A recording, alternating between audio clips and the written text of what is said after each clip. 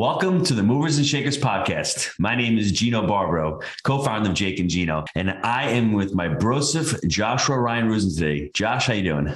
Gino, doing well, man. I actually just got back from a conference over the weekend. Got to see a lot of guys like Chris Crone and big names, Robert Kiyosaki in the industry. And honestly, it's got me fired up what we do and how we do it. So how about you, man? Doing great. Second podcast in the studio. This is monumental for us because it's taken us a while to get down here.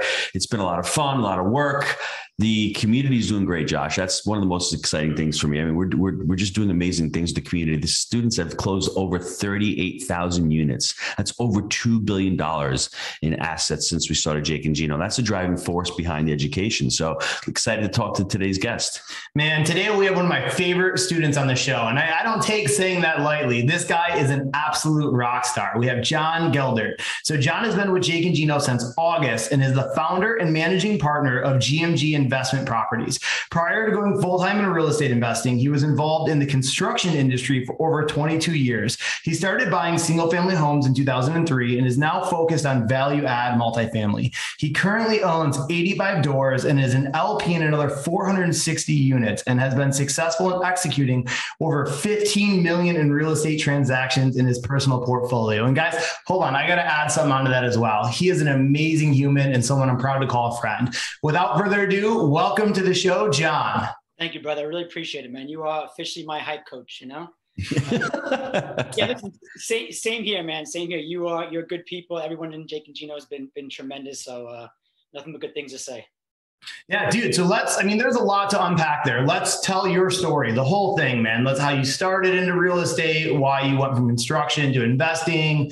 Break it down for us. Yeah, definitely. So, grew up in Queens in a lower middle class neighborhood with all working class individuals. And, money was always difficult, always tight around the household, and kind of lived in that scarcity mentality where we didn't have enough to go on vacation, didn't have enough for the nice clothes and so on and so forth. And didn't really enjoy going to school, good enough in school to pass, play sports, enjoyed playing sports, but wasn't really a school guy. I remember sitting in the classroom and looking out the window and seeing people just walk around a neighborhood and have that freedom and said, man, I can't wait till I'm done with school so I can be out there just doing whatever I want. And little did I know that once I finished with school, I'd have to go into the W-2 world and then be trapped behind another set of doors and windows, looking out and saying, oh, I wish I was them, and not having to be trapped in this job that I couldn't stand. So, at the young age of 23, a good buddy of mine gave me the book, Rich Dad, Poor Dad, and just completely changed the way I thought about money, how I thought about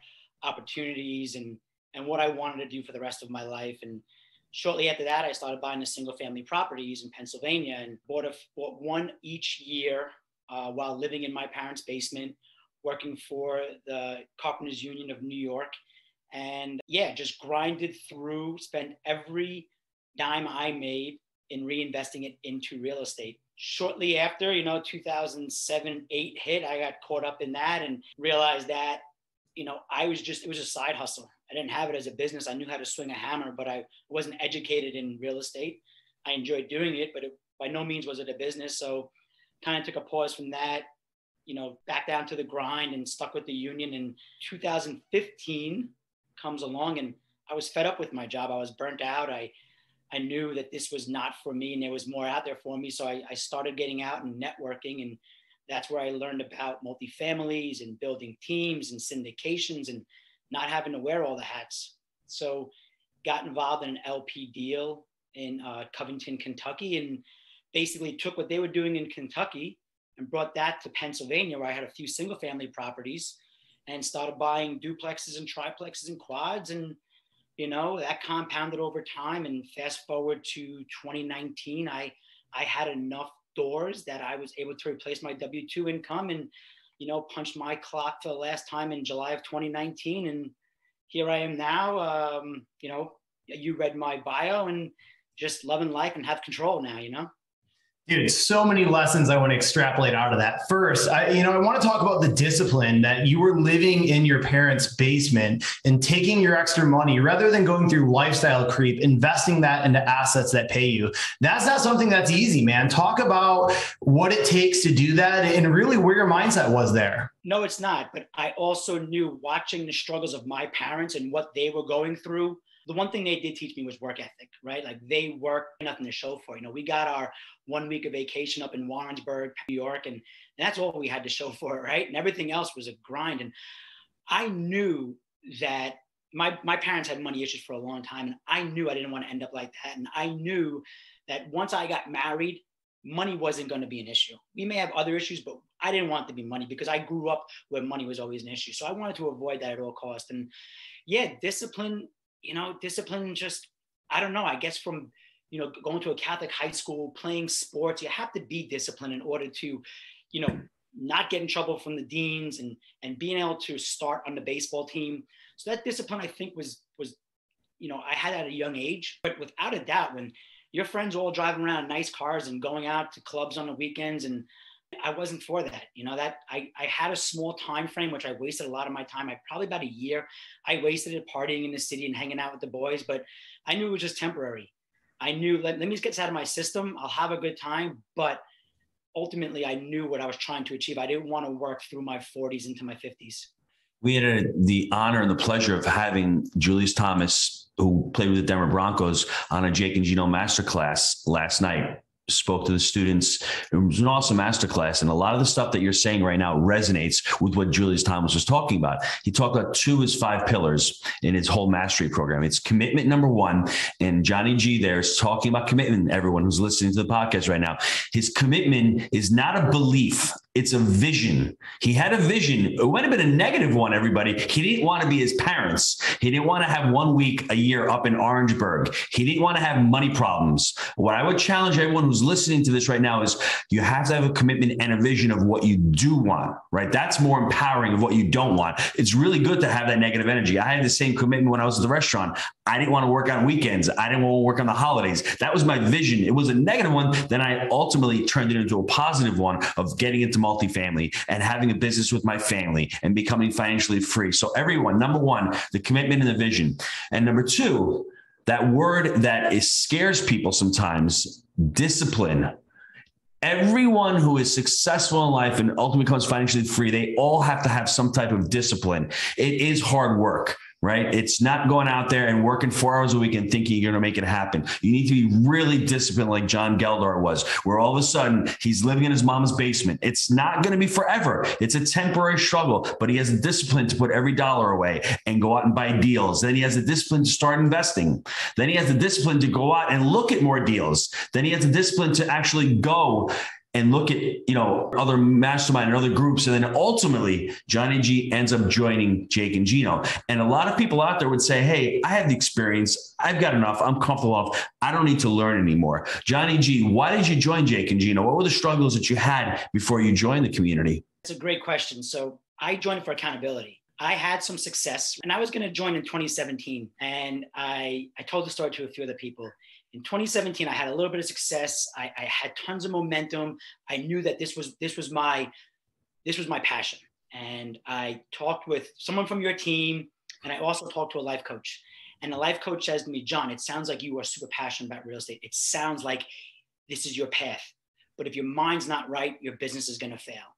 And I knew I was carrying around a baggage from my childhood. I knew I was a carpenter. I knew I was, I didn't graduate college. So I was carrying around all this nonsense that I had to unpack, and worked with a life coach for 6 months. And he really helped me get clarity and confidence on what I was trying to achieve here.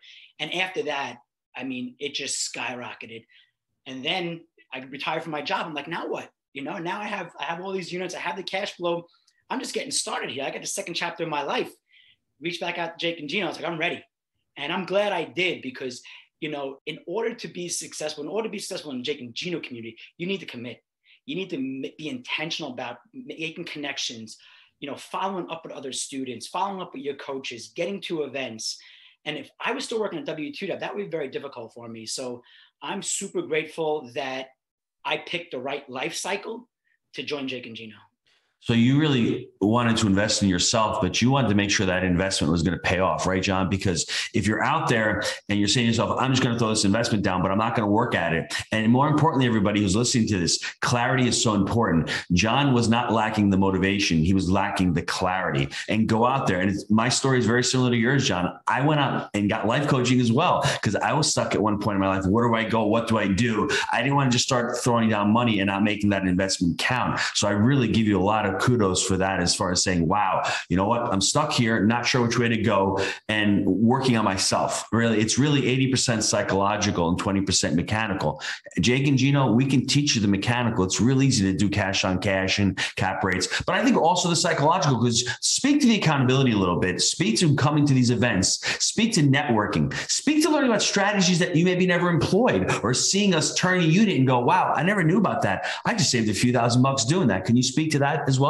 Yeah, absolutely. I first just want to rewind. I was a big fan, and still am a big fan of your podcast. And you always talked about some people run from pain or run towards pleasure. I hated my job and I knew I had to get out of it. So that was my motivation. Like, I'm running away from a job that is literally sucking the life out of me. So one is accountability, and the other one is like up in my game. Like, I want to be around bigger players doing bigger deals in other markets. You know, I'm in New York. I invest in Pennsylvania. It's a small market where I am. There's limited amount of deals. And how else am I going to get exposure to the entire country to invest in any state that I choose without getting connected to a network that has investors in every state pretty much, right? So, and that was a game changer. Between showing up at events and being part of an accountability pod. Accountability pods are great, but a Zoom call is one thing. Getting out and shaking someone's hand and having a drink with them, or going out and playing around the golf, is a complete game changer. That's really where you get to know the individual, how they act, how they talk to other, maybe not investors, maybe somebody that works at the hotel or the restaurant, like making sure that they really align with the type of person that you are. And since then, you know, I've done a few deals with students that I've only known for, you know, a short period of time. And I feel I could trust them more than the kids I grew up with in the community, you know? So yeah, it's the in-person, being around that spirit, that mindset where you know that the capabilities are endless, right? Especially when you have the support of this community, and then the connections. If you need a lender, if you need an insurance broker, if you need a cost seg guy, it's all there at your disposal. So there's no reason why you can't just get to the next level. Man, I love that. And honestly, it's really what you put out is what you attract. And honestly, the role model Gino is, we're super grateful for, because that's what the community is filled with, like-minded people who are good people all around and pushing to achieve more in life. Now, you mentioned some of the deals. Let's dive into some of your deals since joining the community. So since joining the community, closed on a 24 unit in Saraland, Alabama, with 4 other students. Again, never been in a JV that size. So I was kind of confused. I've been on one-off JVs where I'm partnering up with another investor or a contractor here locally, but never in a JV that size. So each member did a really good job of understanding their role and staying in their lane. And the operations agreement puts all that together so that everybody understands, you know, their responsibilities once we close this deal outside of the capital you're bringing. So that's one deal. I'm an LP on a 360 unit in Texas. And then I'm closing on a deal in mid-May with a few other students in Pittsburgh, Pennsylvania. And me and 2 other students have an offer out on a 48 unit in Virginia. So it's been incredible. And you know, the best part about it is that I don't have to wear every hat. You know, I can't be in all these markets. I can do what I'm expected to do. And you have to make sure you deliver. Right? If you come in and say, I can raise this much money, or I have an insurance guy, or, you know, I can do the asset management remotely, you have to make sure you can deliver, right? So that's really where the rubber meets the road, and accountability comes in, right? Being in a deal with 5 other investors, like, one, I don't want to let myself down, but more importantly, I don't want to let any of the other students down or other investors down, because that just creates a bad name for yourself. And you might as well just pack up and jump out of this community if you're going to have a bad name out there. Right. So you better make sure if you're getting involved, you know what your responsibilities are.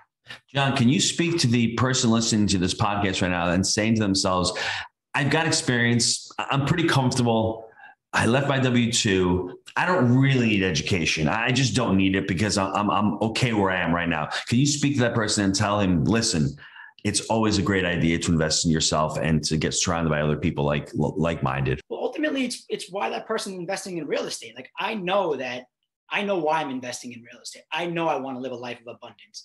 I know I want my kids to have everything that they can possibly have, while still teaching them good work ethic.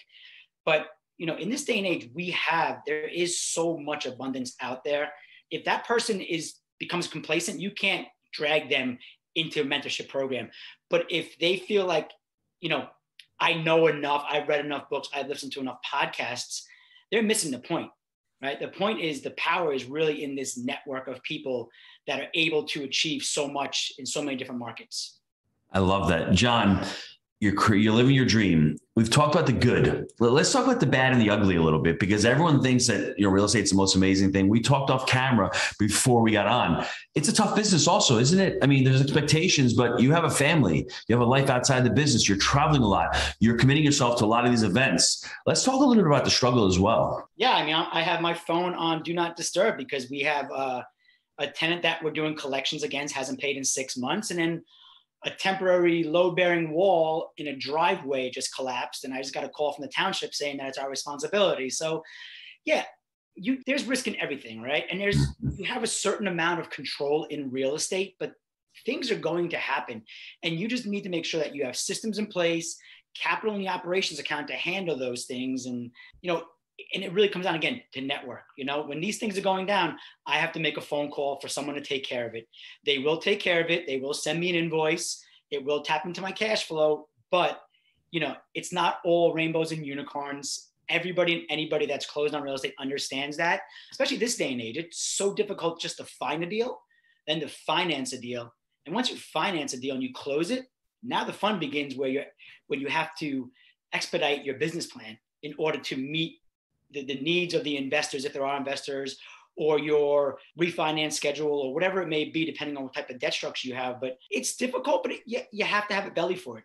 You have to have a belly for it, and you have to know why you're doing it. And there's easy days, there's rough days, and there's everything in between. So, John, that's a great point. For everyone listening out there, I think you probably did your own assessment of the pros and cons. There's a lot of pros of owning real estate and working for yourself, and there's a lot of cons out there.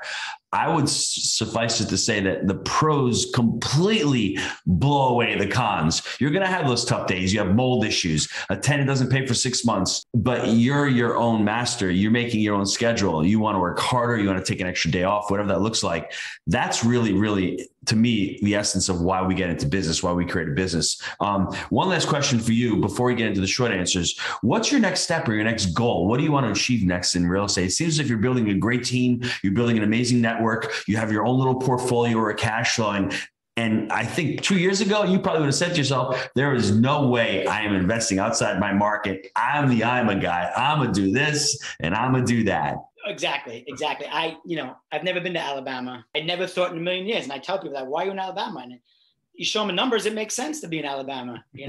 Why would I invest in New York? Does that make sense? You want to see my spreads in New York? I have a duplex out here. It doesn't make any money. What's next? My ultimate goal is to have 200 units under direct ownership, right? And even with that being said, that's limiting because of this community, right? I got another 58 doors that will probably close in the next 2 months. So, and we're not even halfway through the year. So that'll put me at mid 140 range. So yeah, I mean, ultimately it's having a certain amount of cash flow per month. And even with that being said, it's still living the lifestyle, right? Like it's all about lifestyle for me. I worked for 20 years for someone else, and all I wanted was control. I want to control my finances, my happiness, my time. And the time is the biggest thing for me, without a doubt. So by no means, well, at least now, I mean, I have a 6-year-old and an 8-year-old. Like I was saying earlier, I am a dad. I'm a very involved dad, and I love being a dad because I know in 10 years, I'm just going to be a handout, or dad, take us here, take us there. So I want to be able to embrace time I have with my girls now. And when my life cycle changes in 10 years, maybe I'll dive a little bit deeper. Maybe I'll spend a little more time. Maybe I'll have my own podcast. Maybe I'll be a coach out there, but ultimately it's maintaining a lifestyle that I want and that I've had for the last 2 years, and continuously building teams, right? So I don't have to do it. Building teams is super important to me right now. So, John, I need to ask this question before I go to the short answers as well. How did you get over those limiting beliefs? Because someone from New York who's investing in Pennsylvania, who's never been to Alabama 2 years ago, would have never have done that. I mean, how did you overcome that where you're saying to yourself, I don't need to do everything myself? Because that's really important for the listeners out there, because somebody may be doing single family homes and saying, multifamily is a pie in the sky. It's not for me, or it's for John Geldert, or it's for Jake and Gino or Josh, but I can't do that. How did you really challenge your own limiting beliefs, and how did you overcome them? That's a really good question. I mean, the life coach helped me a little bit on that, but now it's going into trust, right? You have to ultimately be able to trust in this business. You have to trust your property manager. You have to trust your tenants. You have to trust your lender. Everybody has to be able to deliver. So you need to relinquish the mentality that people are trying to get over on you and start trusting people. And the way you do is you join a group or a community where they vet the people that are coming in. And I haven't met anybody that's just in it for themselves. And you talk about I read the book Go Giver 2 years ago for another business venture I was getting involved in. And this group tremendously incorporates those values, and you're the leader of it. So I give you all the props for that. And Josh does a really good job of communicating that as well. And I feel very comfortable in this community. And when somebody reaches out to me, I know they're not reaching out to sell me something. I know they're not reaching out to make their life better.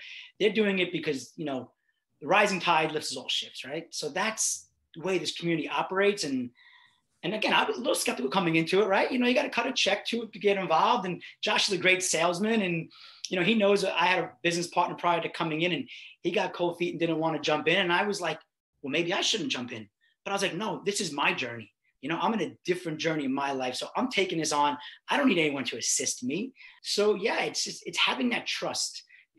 Trust but verify, right? We all say trust but verify. So you meet somebody on a Zoom call, you meet a student in your accountability pod, show up at one of the money mixers or the boot camps and meet that person in person and see how they really act and see how they really are. I love that. Let's take a quick time out to hear from our sponsors.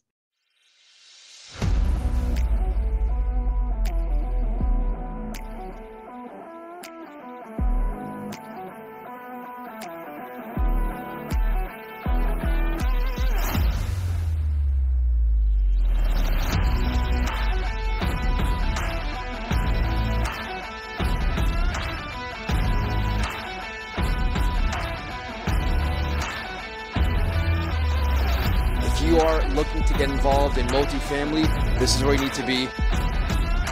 The team you've built is incredible. There is no egos here. Everyone is always looking to help the other person.